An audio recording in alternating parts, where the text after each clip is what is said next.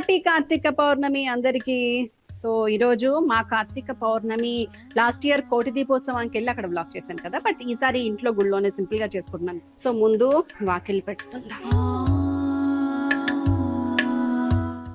And ఇప్పుడు లోపల decoration చేద్దాం. సో మేమిద్దరం గ్రీన్ అండ్ గ్రీన్ ట్విన్నింగ్లో రెడీ అయిపోయామన్నమాట.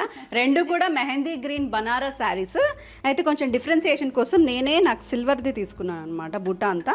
మా మమ్మీకి గోల్డ్ బుట్ట అండ్ ఇది మా mummy favourite colour from years, ఎప్పటి నుంచో, నా చిన్నప్పటి నుంచి. అవును. సో ఎప్పుడో ఒకసారి ఈ గ్రీన్తో ట్విన్నింగ్ చేద్దామని ఎప్పటి నుంచి ఐడియా ఉండే, అది ఫైనల్ ఈ కార్తీక మాసానికి పాసిబుల్ అయింది. అండ్ ఇప్పుడు నేను పెట్టుకున్న ఈ జ్యువెలరీ దీపావళి వ్లాగ్లో నేను వెండి సెట్ కొన్నాను అని చెప్పాను కదా, చోకర్ కొన్నానని.